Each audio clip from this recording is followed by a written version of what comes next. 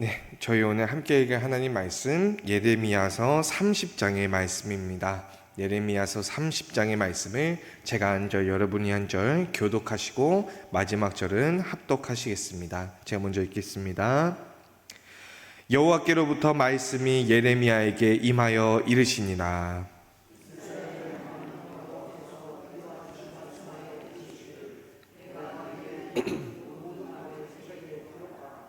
여호와의 말씀이니라. 보라, 내가 내 백성 이스라엘과 유다의 포로를 돌아가게 할 날이 오리니 내가 그들을 그 조상들에게 준 땅으로 돌아오게 할 것이니 그들이 그 땅을 차지하리라. 여호와께서 말씀하시니라.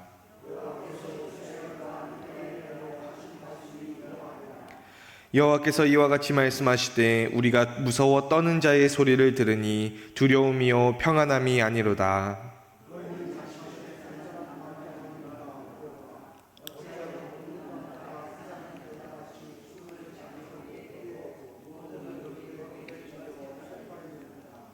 슬프다 그날이여, 그와 같이 엄청난 날이 없으리라.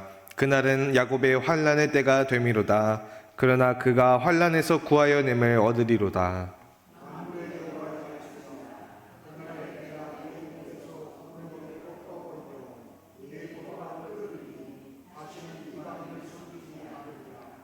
그들은 그들의 하나님 여호와를 섬기며 내가 그들을 위하여 세울 그들의 왕 다윗을 섬기리라.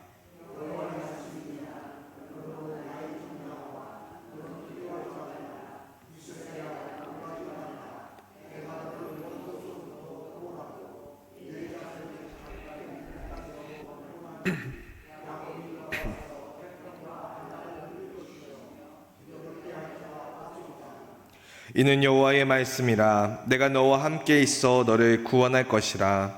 너를 흩었던 그 모든 이방을 내가 멸망시키리라. 그럴지라도 너만은 멸망시키지 아니하리라. 그러나 내가 법에 따라 너를 징계할 것이요 결코 무죄한 자로만 여기지는 아니하리라.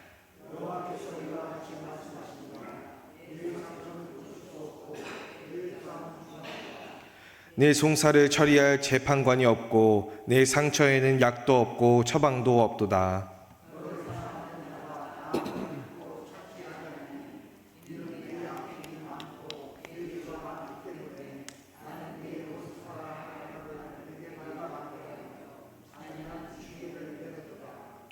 너는 어찌하여 내 상처 때문에 부르짖느냐? 내 고통이 심하도다. 내 악행이 많고 내 죄가 허다함으로 내가 이 일을 너에게 행하였느니라.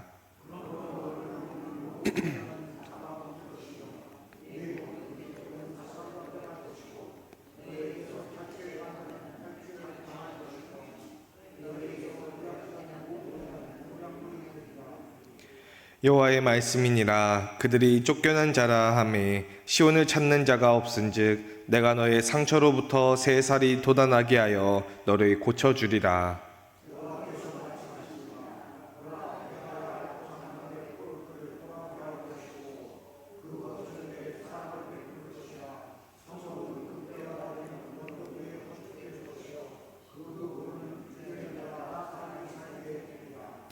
그들에게서 감사하는 소리가 나오고 즐거워하는 자의 소리가 나오리라. 내가 그들을 번성하게 하리니 그들의 수가 줄어들지 아니하겠고 내가 그들을 존귀하게 하리니 그들은 비천하여지지 아니하리라.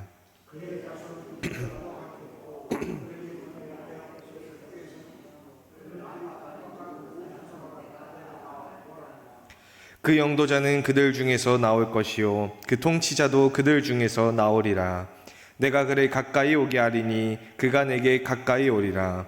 참으로 담대한 마음으로 내게 가까이 올 자가 누구냐? 여호와의 말씀이니라.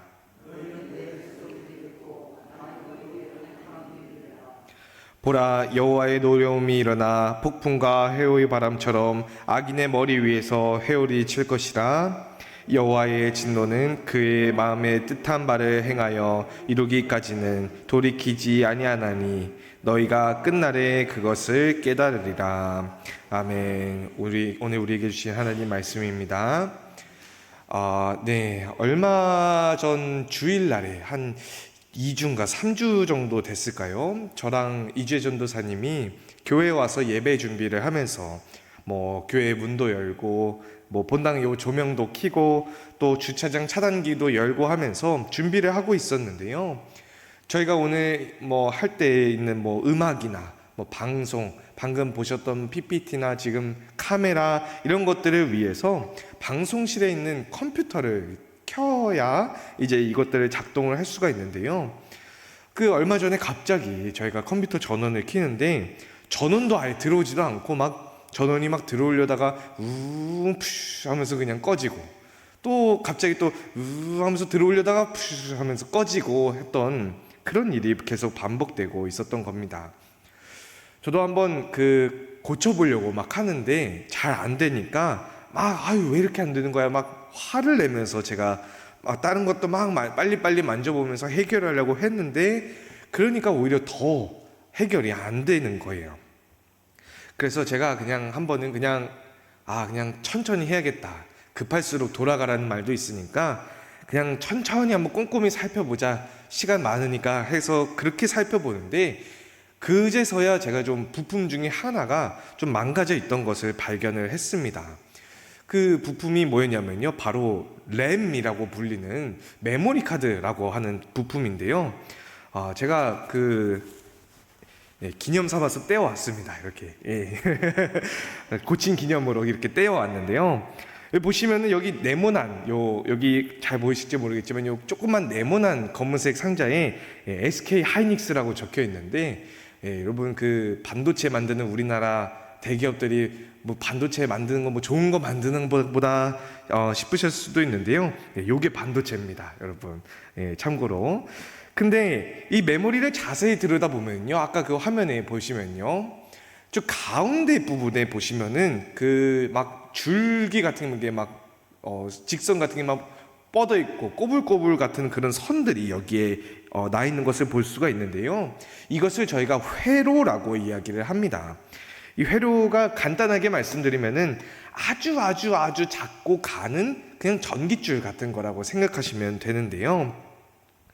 근데 이 선이 보시면은 막 꼬불꼬불 이렇게 막 라면사리처럼 이렇게 꼬아져서 이렇게 나 있는 것을 볼 수가 있는데 왜 이렇게 만들었을까요? 그냥 전기줄 같은 것도 보시면은 일직선으로 그냥 쫙쫙 뻗어 있어야 이게 보기도 예쁘고 정리도 잘 되어 있는데 굳이 이렇게 꼬불꼬불 만들 이유가 뭘까 하고 찾아보니까요, 이 메모리라고 하는 이 부품이요, 잘 작동하기 위해서는 이 안에 있는 내용물, 이 뭐 신호라든지 전기라든지 하는 그 내용물들이 아주 정확한 시간에 동시에 딱 도착을 해야 되는데 어떤 선은 조금 더 길고 어떤 선은 조금 더 짧고 하면은 아주 그냥 0.0000001초라도 동시에 도착하지 못해서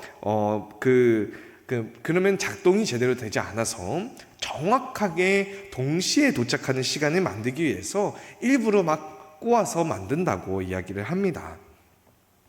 아까 말씀드렸던 것처럼 급할수록 돌아가라라고 하는 속담이 있는데요.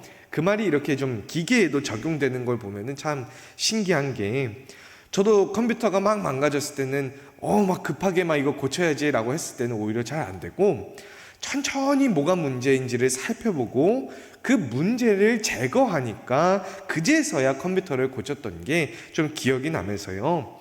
우리가 오히려 문제가 생기면은 막 빨리빨리 급하게 처리하려 하기보다는 오히려 급할수록 천천히 꼼꼼하게 살펴보고 해결하는 것이 중요하구나라고 다시금 생각하게 되었습니다.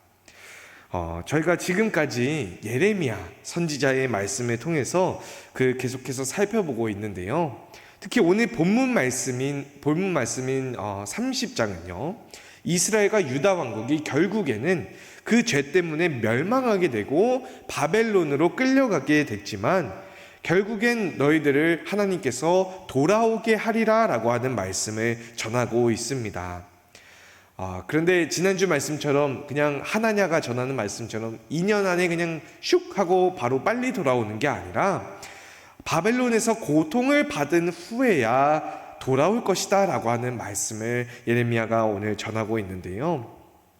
저희 인간이 생각하기에는 하나님께서 그냥 빨리빨리 이 문제를 해결해 주셨으면 좋겠지만, 마치 저희가 오늘 보았던 요 메모리 카드라고 하는 요거 때문에 컴퓨터가 망가졌던 것처럼, 또 요 안에 있는 회로가 꼬불꼬불 거쳐서 해야지만 동시에 도착해서 잘 작동하는 것처럼, 하나님께서는 이스라엘과 유다 백성들을 바벨론에 보내서 70년이라고 하는 꼬불꼬불한 고난을 겪게 하고 나서야 구원하신다는 말씀을 오늘 전하고 있습니다. 그래서 오늘은 바로 왜 그렇게 백성들이 돌아갈 수밖에 없었는지에 대해서 한번 알아보고자 하는데요.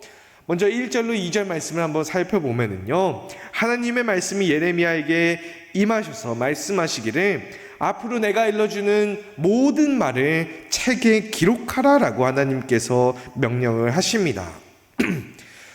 저희가 성경에 많은 예언자들이 있지만요, 하나님께서 직접 예언자들에게 내 말을 기록하라라고 말씀하시는 경우는 굉장히 드뭅니다. 그 성경에 예레미야를 제외하고 하나님께서 예언자에게 기록하라라고 하시는 말씀은 이사야, 하박국에 등장하는 장면 말고는 전혀 없다고 해도 무방한데요. 그럼 중요한 것은 왜 그럴까 저희가 생각해 보면은, 여러분, 기본적으로요, 하나님의 말씀을 전하는 예언자들의 말씀은요, 말 그대로 말씀입니다. 그러니까 말이라고 하는 것이 글하고 다르게 그 말로 전하는 것이기 때문에 기본적으로 예언자들의 말에 하나님의 말씀이다라고 이야기를 하는데요, 이 말로 전하는 것은 확실히 글로 전하는 거하고는 크게 다른 속성들이 있습니다. 말을 할 때 중요한 것들이 있다면은 저희가 보통은 언어가 있겠죠. 말하는 사람과 듣는 사람의 언어가 통해야 그 말이 전달될 때가 있고요. 또 하나 가장 중요한 차이점, 말과 글의 차이점이라고 한다면은, 말은 지금 말하는 것과 아주 크게 관련이 있다라고 하는 것이 그 글과는 크게 다른 속성 중에 하나입니다. 예를 들어서 어떤 사람이 집 밖에 나가가지고 집 밖에 나가서 보니까 집 밖에 비가 오고 있는 거예요. 그래서 비가 오네 라고 말로 그렇게 했다고 생각을 해보면은, 근데 그 사람이 다음 날에 완전히 비가 개고 완전히 날이 개어서 해가 쨍쨍한 상황에 똑같은 말로 비가 오네 라고 표현을 하게 된다면은 아마 이상한 사람 취급을 받을 것입니다.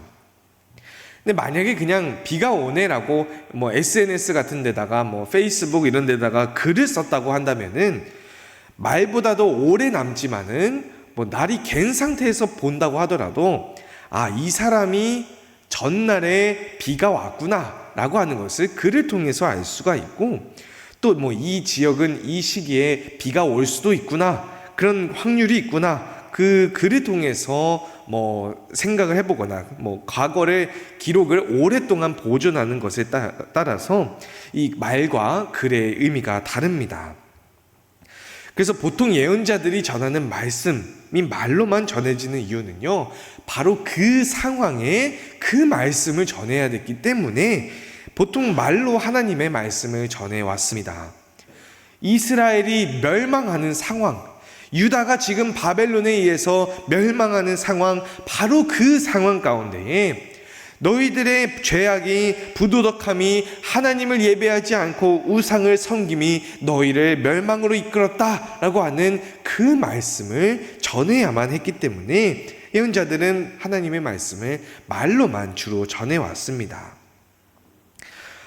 그래서 저희가 지금까지 예언서의 말씀을 살펴보면서 역사에 대해서 그렇게 꼼꼼하게 살펴보았던 건데요.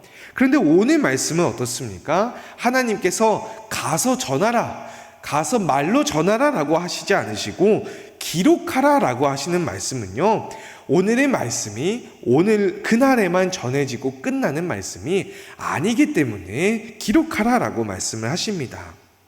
아까 말씀드렸듯이 하나님께서 기록하라라고 예언자에게 직접적으로 명하시는 경우는 이사야랑 호세아의 하박국 말씀에만 등장하는데요. 이사야서 말씀을 보시면은 기록하여서 영원히 후세에 남아있게 하라라고 말씀하시고요. 하박국 말씀에서는요, 기록하여서 달려가면서도 읽을 수 있게 하라라고 하나님께서 말씀하십니다. 기록하여서 영원히 달려가면서도 읽을 수 있게 하라라고 하는 말씀대로 무려 기록된 하나님의 말씀은 2500년이나 뛰어넘은 오늘날에 저희들에게도 하나님의 말씀으로 남아 있습니다. 물론 오늘 본문 말씀 외에도 그 하나님께서 기록하라라고 하신 말씀 외에도 많은 말씀들이 기록되었지만은 보통 예언자들의 제자들이 구전으로 스승님께서 이런 말씀을 하셨지라고 그 말씀을 계속해서 똑같이 반복하면서 구전으로 전하다가 나중에 와서야 기록한 경우가 굉장히 많은데요. 그래서 예언자 당시에는 예언이었는데 기록될 당시에는 예언이 아니라 지나고 보니까 그 말씀이 정말로 하나님께서 주신 말씀이구나 하고서 그제서야 기록한 경우가 참 많았는데요.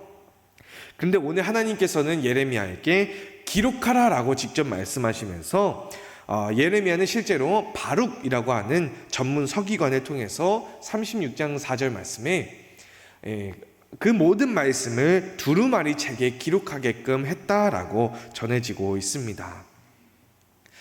특별히 예레미야에서 이런 기록에 대한 내용이 잘 등장하는 이유는요, 저희가 지난번에 살펴봤던 그 28장 말씀 중에 평화를 예언하는 선지자가 그 예언자의 말이 응한 후에야 하나님께서 보내신 선지자로 인정받게 될 것이다 라고 하는 그 말씀 때문인데요. 지금 전하는 예레미야의 말씀, 너희들을 하나님께서 돌아오게 할 것이다 라고 하는 그 평화를 예언하고 하는 이 말씀이 한참 뒤에나 일어날 일이지만 이것을 기록하게 되면은 후세에 가서 하나님께서 정말로 그들을 구원하셨는지 아니하셨는지, 정말로 예레미야가 하나님께서 부르신 선지자인지 아닌지 알 수 있게끔 하기 위해서 기록했다라고 하는 것을 저희가 알 수가 있습니다. 그래서 그 기록된 말씀이 무엇인가 라고 3절부터 살펴보면은요, 저희가 읽은 바와 같이 하나님께서 백성들의 포로 상태에서 돌아가게 할 날이 올 것이다, 조상들의 땅으로 돌아와서 차지하게 할 것이다 라고 말씀을 하십니다. 그런데 예레미야의 시점에서는요, 유다 왕국의 멸망을 주로 예언해 왔는데, 왜냐하면 이스라엘 왕국은 이미 이 시점에 한참 전에 아수르에 의해서 멸망해 있던 상태였기 때문에요, 유다 왕국의 멸망만을 예언했는데, 특이하게 본문 말씀을 보시면은 이스라엘과 유다를 모두 포로 상태에서 돌아가게 할 것이다 라고 전하고 있습니다. 이 말씀은요, 단순히 예레미야의 말씀이 유다라고 하는 그 특정 민족에게만 국한되는 것이 아니라 이스라엘을 포함하여서 하나님의 언약을 회복시킨다라고 하는 의미를 가지고 있다라는 것을 알 수가 있고요. 5절로 7절 상반절까지의 말씀을 보시면은 그 하나님께서 두려움에 떠는 자들의 소리를 들었다, 평안함이 아니라 두려움의 소리를 들었다라고 말씀하시는데요, 바벨론의 포로로 끌려간 사람들의 모습을 묘사하고 있습니다. 얼마나 충격적이었는지 남자인데도 마치 아이를 낳는 여인들처럼 막 얼굴이 새파랗게 질렸다라고 이야기하면서요, 포로로 끌려가는 날이 그와 같이 엄청난 날이 이전에도 이후로도 없을 것이다 라고 표현할 정도로 아주 큰 일로 다가왔음을 볼 수가 있습니다.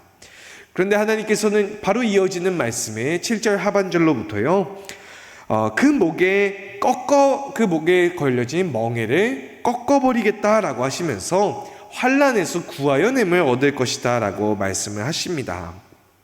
저희가 지난주에 들은 말씀 중에 하나님께서 멍에를 씌우시겠다, 하나냐가 예레미야의 목에 걸린 나무 멍에를 꺾어버리니까 내가 오히려 너희들에게 쇠 멍에를 씌워버릴 것이다 라고 말씀을 하셨는데요, 오늘 말씀에서는 그 쇠 멍에를 하나님께서 직접 꺾어버리시겠다라고 말씀을 하십니다.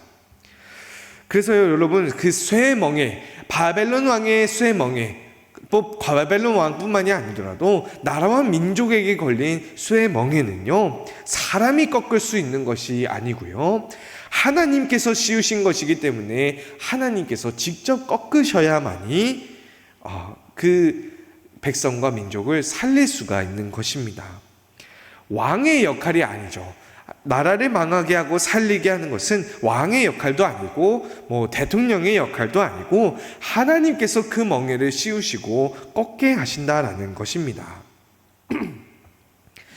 아무튼 하나님께서 바벨론의 멍에를 꺾으시겠다라고 말씀을 하시면서요. 아까 띄워줬던 말씀을 다시 보여주시겠어요? 네, 9절 말씀이요. 보시면은 다윗 왕, 저희가 지난번에 살펴본 바처럼 다윗의 혈통에서 세울 왕을 백성들이 섬기게 될 것이다 라고 말씀을 하십니다. 그래서 여러분 이 말씀을 자세히 보시면요, 사실 70년 후에 바벨론 포로 시기를 마치고 바벨론으로부터 이스라엘과 유다 백성들이 돌아올 것을 예언하는 것처럼 보이지만은 사실 그 중점에는 그것을 이야기하는 것이 아닙니다. 아까 예레미야에게 하나님께서 이 말씀을 기록하라라고 명령하셨다라는 말씀을 저희가 들었는데요. 그 기록은 영원히 보존해서 계속해서 남아있을 하나님의 말씀이기 때문에, 그런데 70년 후에 바벨론 포로 시기에서 돌아온 그 고레스 왕 페르시아 시대에 포로에서 돌아온 이스라엘과 유다 백성들이 왕을 세우지 않았다는 것을 저희가 주목할 필요가 있습니다.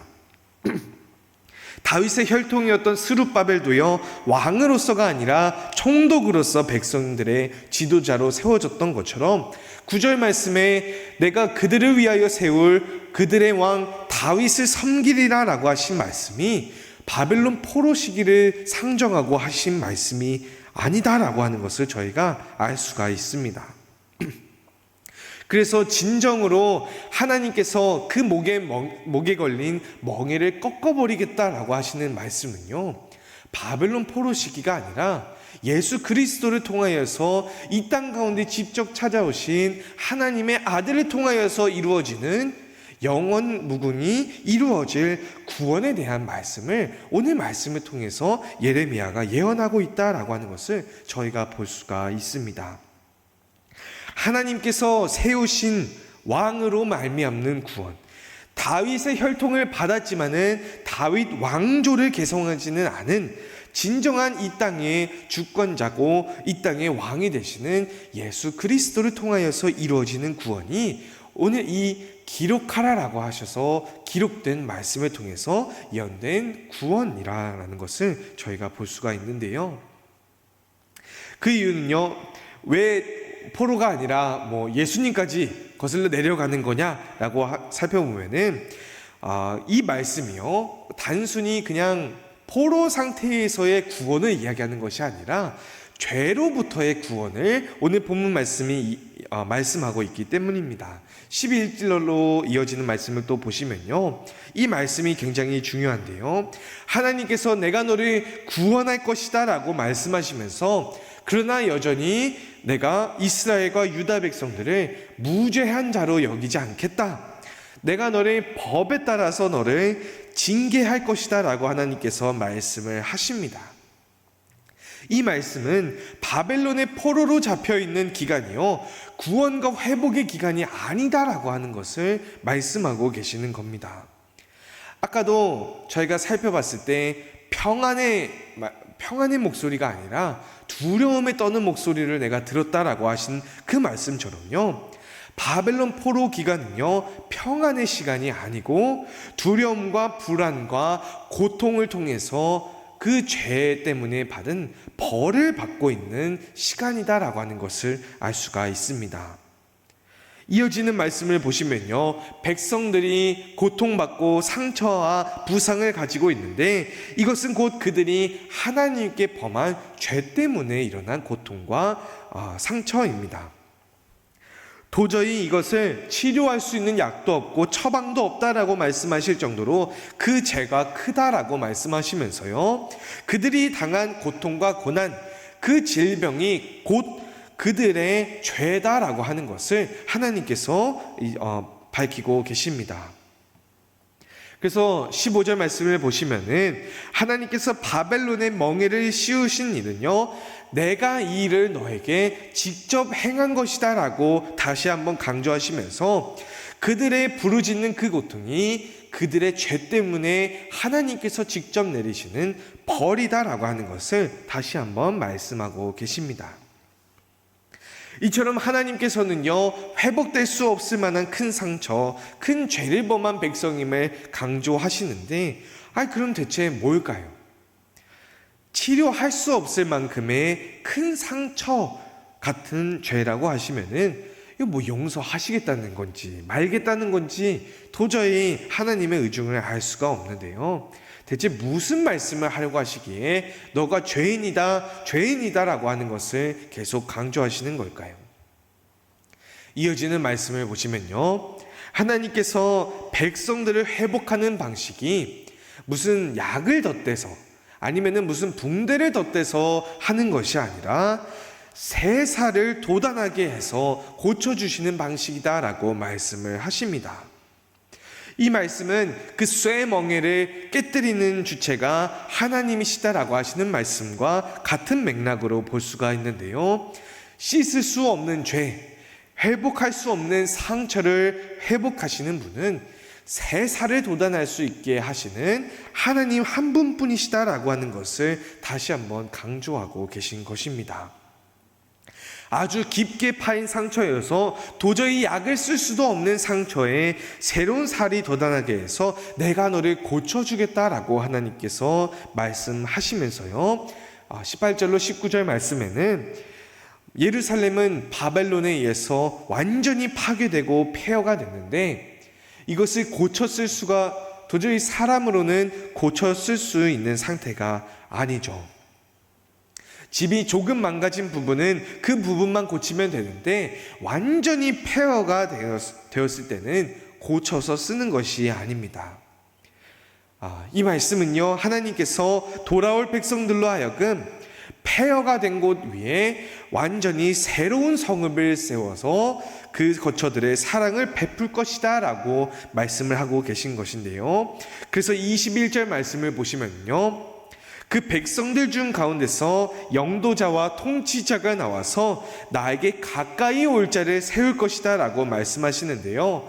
저 노란색 친 부분을 세 번역으로 읽어보시면요, 그렇게 하지 않으면은 도대체 누가 나에게 목숨을 걸고 감히 나에게 다가올 수 있겠느냐라고 말씀을 하십니다.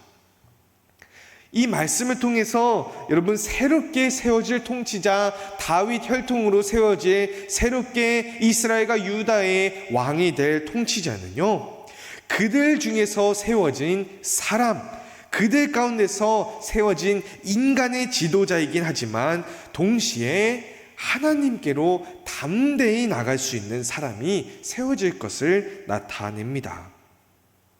이 말씀은 곧 비록 사람으로 태어났지만 하나님께 가까이 나가고서도 살아남을 수 있는 사람, 누구시죠? 바로 예수 그리스도밖에 없다라고 하는 것을 예레미야 선지자를 통해서 말씀을 전하고 계십니다. 바로 그때 무슨 일이 일어날까요? 22절 말씀을 저희가 한 목소리로 함께 읽겠습니다. 시작. 너희는 아멘. 너희는 내 백성이 되겠고 나는 너희들의 하나님이 될 것이다. 이 일이 그들의 구원이 일어날 때에 일어나게 될 일인데요. 그런데 여러분, 사실 이 말씀을 다른 방식으로 생각해 보면은 지금 너희는 내 백성이 아니고 나는 너희의 하나님이 아니다라고 하는 말씀으로도 저희가 바라볼 수가 있습니다. 지금 너희가 내 백성이 아니다, 지금 나는 너희들의 하나님이 아니다, 그렇기 때문에 하나님께서 구원을 이루실 때에는 그때에 너희가 내 백성이 되겠고 나는 너희들의 하나님이 될 것이다 라고 하는 말씀을 전하는 것으로 저희가 볼 수가 있는데요. 여러분, 이스라엘과 유다 백성들은요, 기본적으로 하나님과 언약을 맺은 언약의 백성들입니다. 저희가 지금 새벽 기도 때 하나님께서 아브라함과 이삭, 야곱으로 이어지는 그 창세기에서 등장하는 언약을 세우시는 내용들을 계속해서 살펴보고 있는데요. 계속해서 보시다 보면은 앞으로는 또 출애굽기가 등장하면서 하나님의 언약이 창세기로부터 계속해서 이어져서 모세가 백성들을 데리고 나올 때에 하나님의 율법을 세워서 율법으로 드러난 하나님의 말씀을 지키면 복이 되고, 그렇지 못하면은 저주가 된다라고 하는 그 언약이 구약 성경 내내 이어지는 큰 한 줄기로 자로잡히는 것을 저희가 볼 수가 있을 텐데요. 그렇지만 백성들이 이 율법을 어기고 하나님을 배신하고 죄를 짓고 우상을 숭배한 것으로 그 언약이 깨어지게 되었고, 그 언약이 깨어진 것은 마치 폐허가 된 것처럼 다시 쌓지 않으면은 세울 수 없는 집이고, 새 살이 돋아나게 하지 않으면은 고칠 수 없는 아주 심한 상처와 부상이 되는 것입니다. 그래서 그것 때문에 유다 왕국마저도요, 그 언약이 깨어짐으로 인해서 멸망을 당한 것을 저희가 보게 되는데요. 그래서 본문 말씀인 30장 그 다음 장에 등장하는 31장 말씀에서는요, 하나님께서 너희가 내 백성이 되고 나는 너희 하나님이 되겠다라고 하시는 말씀을 이렇게 이야기하십니다. 31절로 33절 말씀을 보시면은 내가 이스라엘 집과 유다의 집에 새 언약을 맺으리라 라고 하시는 말씀을 하시면서요, 이전의 언약을 너희들이 깨뜨렸기 때문에, 완전히 무너진 언약이기 때문에 내가 너희와 새 언약을 맺을 것이다 라고 말씀하시면서요, 33절 말씀을 보시면은 그 새로운 언약, 새로운 하나님의 법도를 그들의 마음에 기록할 것이다 라고 하나님께서 말씀을 하십니다. 저희가 아까도 기록에 대해서 말씀을 드렸을 때, 말과 다르게 기록은 영원히 남을 것이기 때문에 하나님께서 예레미야에게 기록하라 라고 말씀하신 것이 중요하다라고 말씀을 드렸는데요. 이제 하나님께서 새롭게 세우신 새로운 언약은요, 하나님께서 사람들의 마음속에 영원히 지속될 하나님의 법을 기록할 것이다 라고 말씀을 하십니다. 그래서 이 새로운 언약은요, 깨어지지 않을 언약이고 영원히 지속될 하나님의 언약을 하나님께서 새롭게 세우실 것을 나타내는데요. 이 말의 뜻은요, 이제는 하나님의 언약이 모세의 율법으로 이루어지지 않는다라고 하시는 말씀을 전하고 있다라고 볼 수가 있습니다. 정확하게 이야기하면요, 마음을 떠나서 마음에 새겨지지 않는 법으로 율법만 지키면 되지라고 하는 것으로는 하나님의 백성이 될 수 없다라고 하는 것을 나타내고 있는 것입니다.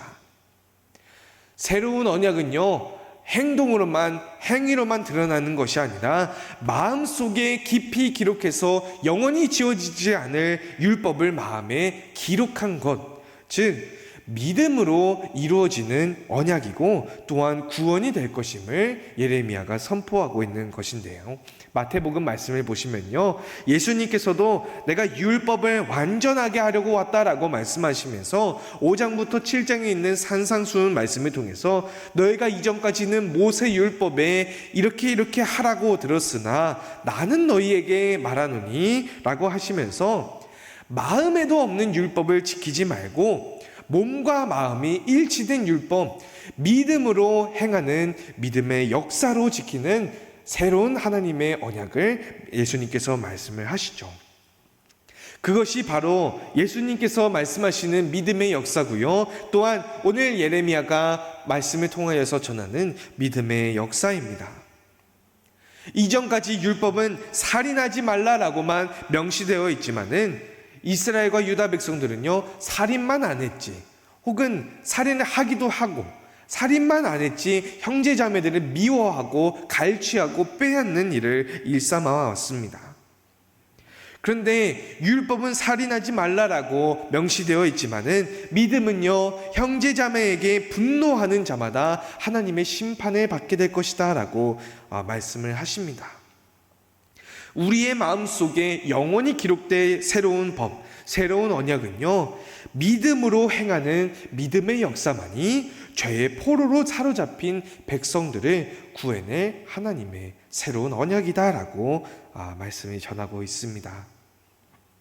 그래서 오늘 함께 읽은 이 본문 말씀은요, 영원히 남아있는 하나님의 말씀으로 남기 위해서 기록된 말씀이고, 또한 영원히 변치 않을 마음에 기록될 하나님의 율법, 믿음으로 구원받을 백성에 대한 하나님의 새 언약에 대한 말씀입니다. 그런데요, 이 하나님의 새 언약, 믿음으로 이어지는 구원은요, 그저 순탄하게만 이루어지는 것이 아닙니다.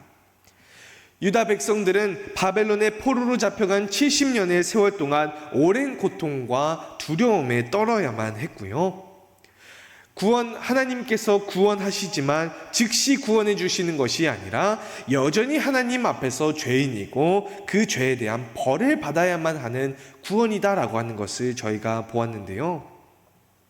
저희가 보통요, 예수님을 믿으면 구원을 받는다라고 이야기할 때는요, 예수님을 믿는 즉시 구원을 받는 것으로 저희가 이해하고 생각을 하는데, 그 말이 맞습니다. 일단은 저희가 전에 그 조직신학 교리에 대해서 알아볼 때도 칭의와 신생에 대해서 알아보았을 때처럼 우리의 죄를 고백하고 예수님, 제가 예수님을 믿습니다 라고 하는 그 믿음을 고백하는 즉시 하나님께서 저희를 의롭다 여겨주시고 저희를 새롭게 다시 태어나게 하심을 저희가 믿습니다.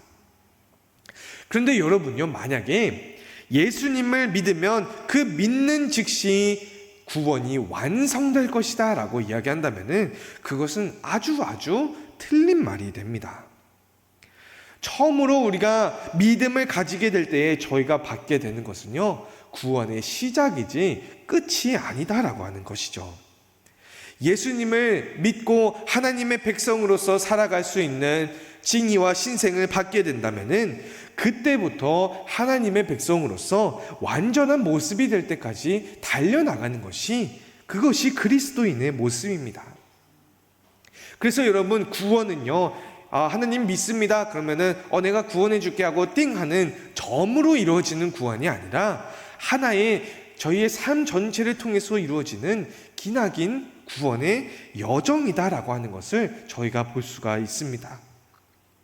물론 하나냐가 이야기한 것처럼 2년 만에 하나님께서 바벨론에서 포로들을 돌려보낼 것이다 라고 하는 말처럼 그냥 빨리 구원이 완성되기만 하면은 얼마나 좋을까요? 그런데 하나님께서는요, 아까 보셨던 요 메모리에 나 있는 꼬불꼬불한 그 회로처럼 그 컴퓨터 부품 마냥 70년이라고 하는 아주 길고 고통스러운 기간이 끝난 후에야 하나님께서는 그 약속을 이루셨다는 것을 저희가 꼭 기억해야만 합니다. 그래서 여러분, 아까 보여드렸던 요 부품을 보시면요, 컴퓨터 본체 한 대가 이만한 크기를 가지고 있는데 요 조그만한 작은 부품 하나 끼기만 하면은 컴퓨터가 켜지지가 않습니다. 작동되지도 않아요. 요거 빼기만 하면은 되는데 요 작은 부품이 뭐 얼마나 한다고 그냥 요거 꽂기만 하면은 컴퓨터가 돌아가지 않습니다. 전에도 제가 차근차근 저 컴퓨터의 문제를 살피고 요 부품을 제거했을 때에만이 저 방송실 컴퓨터가 잘 작동을 했는데요, 그리스도인 또한 이와 마찬가지다라고 하는 것입니다. 저희의 마음속에 여전히 남아있는 죄악을 제거하지 않고 바벨론의 포로로 사로잡힌 그 백성들처럼 애써 내 안에 있는 죄악들을 무시하면서 하나님께서 2년 안에 돌려주시겠지, 나는 괜찮겠지, 나는 구원받았겠지 라고 한들 저희 남아있는 죄악을 제거하지 않고 그냥 급하게 달려가기만 한다면은 그것은 진정으로 구원받은 사람의 모습이 아니다라고 하는 것을 오늘 말씀을 통해서 봅니다. 저희의 마음과 행동을 점검하고서 그리스도인으로서 완전한 거룩을 향해서 끊임없이 달려나가는 여정, 비록 바벨론 포로기와 같이 죄악으로 인해서 고통받았던 그 백성들처럼 저희 또한 고난과 고통에 시달릴 수도 있지만은 그럼에도 불구하고 하나님을 향해서, 거룩을 향해서, 완전을 향해서 멈추지 않고 달려나가며 저희 안에 있는 문제를 꼼꼼하게 살피고 제거해 나가고요. 하나님을 향해서 달려나가는 그 길이 바로 구원의 영정이다라고 하는 것을 오늘 말씀을 통해서 저희가 봅니다. 네, 그래서 저희가 이 시간에는 함께 합심해서 주님 앞에 기도하는 시간을 가졌으면 하는데요. 먼저는요, 저희가 함께 기도하실 때 저희의 죄악 때문에 바벨론의 포로로 끌려간 백성들처럼 저희 안에도 여전히 하나님의 법도를 지키지 않고 저희의 마음에 영원히 새긴 하나님의 법, 믿음을 배반하는 죄악이 있다면 이 시간 하나님 앞에 온전히 고백하고 내어놓는 시간이 되었으면 좋겠습니다. 작은 부품 하나만 망가져도 돌아가지 않는 기계처럼 저희 안에 저희를 믿음으로 구원받은 새 언약의 백성으로서 잊지 못하게 하는 죄악들이 있다면 함께 하나님 앞에 고백하는 시간으로 저희의 컴퓨터가 돌아가게 하지 않는 부품을 제거하는 것처럼 저희 믿음을 온전하게 하지 못하게 하는 죄악을 제거하는 고백의 시간을 가졌으면 좋겠고요. 또 한 가지는요, 하나님께서 오랜 시간이 걸렸지만은 결국에 이스라엘과 유다 백성들을 돌아오게 하신 것과 같이 저희도 급하게 앞서 나가려다가 저희 안에 있는 영적인 문제들을 놓치고 가는 것이 아니라 비록 오랜 시간이 걸리더라도 믿음의 역사를 끊임없이 이루어가는 것을 통해서 하나님 앞에 거룩한 백성으로서 온전하여질 수 있는 언약의 백성으로 세워주시기를, 또한 그렇게 믿음의 역사를 성령의 능력으로 날마다 일어나가는 거룩한 백성으로 서나가기를 다짐하면서 함께 기도했으면 좋겠습니다. 함께 기도하시겠습니다.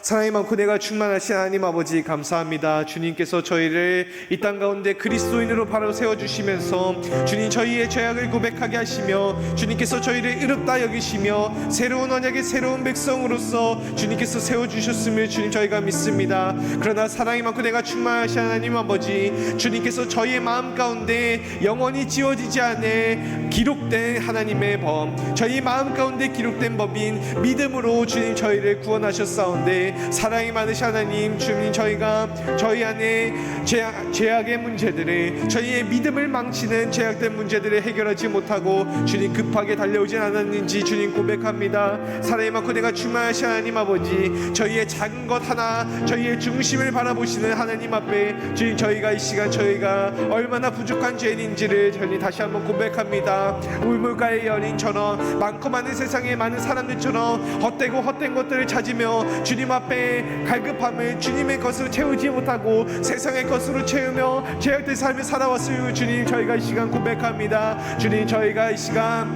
바벨론 포로기로 사로잡혔던 그 70년 동안의 포로 생활을 거치고 오랜 시간이 걸렸지만 돌아온 백성들처럼 주님 비록 저희 안에 죄의 문제들을 해결하는데 오랜 시간이 걸릴지라도 주님 착실하게 하나님을 향하여서, 그리스도를 향하여서 그리스도인으로서 성령으로 거룩한 백성의 완전한 백성의 모습으로 나아갈 때까지 주님 저희가 저희 안에 있는 문제들을 제거하고 또한 회개하며 날마다 주님 앞에 바로 설 수 있도록 날마다 믿음의 역사로서 구원의 여정을 날마다 힘차게 걸어나설 수 있는 주님 저희 용기를 허락하여 주시옵소서. 주님 저희의 잔을 주님 앞에 높이 들어 올립니다. 헛되고 헛된 것들을 찾았던 이전 삶을 주님 저희가 저희 가운데서 제거해버리고 온전히 주님 앞에 새로운 언약의 백성으로서 주님께서 부어주시는 생명샘물로 영생을 허락하시는 영생의 샘물을 받기 위해서 주님 이 시간 나옵니다.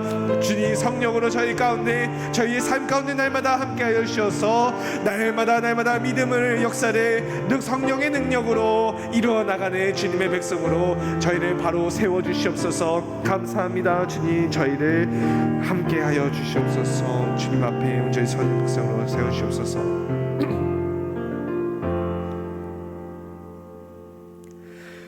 거룩하시고 자비하셔서 새로운 언약으로 저희를 구원하시며 또한 새로운 언약의 하나님의 백성으로 세우신 주님 감사합니다.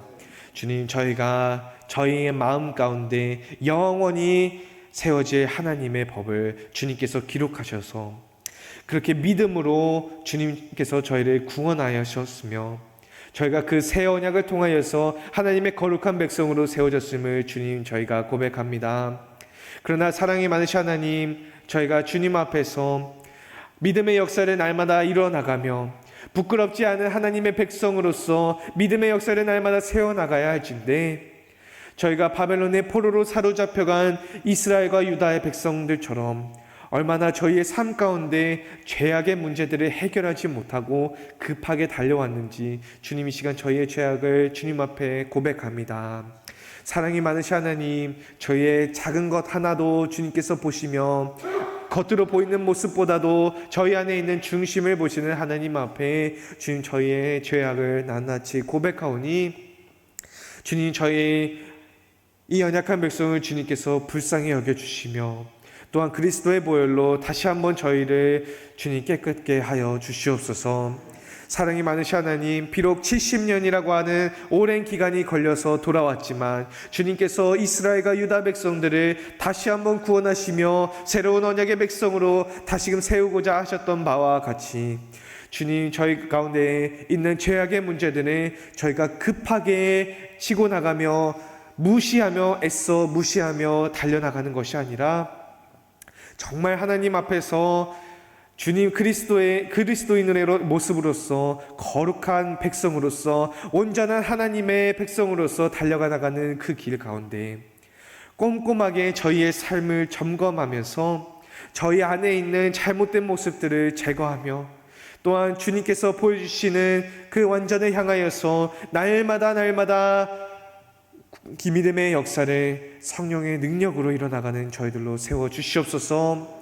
날마다 삶 가운데서 주님을 찾으며 우물가의 여인처럼 많고 많은 세상 사람들처럼 헛되고 헛된 것들을 찾는 것이 아니라 영원히 저희 가운데 영생을 부어주시는 주님께서 부어주시는 샘물을 찾으며 믿음의 역사를 성령 충만함으로 능력으로 일어나갈 수 있는 저희들로 바로 세워주시옵소서. 감사드리며 이 모든 말씀 저희 가운데 성령으로 채워주시며 또한 이 땅 가운데 믿음의 역사를 능력으로 날마다 일어나가게 하시는 우리 구주 예수 그리스도의 이름 받들어 기도드리옵나이다. 아멘.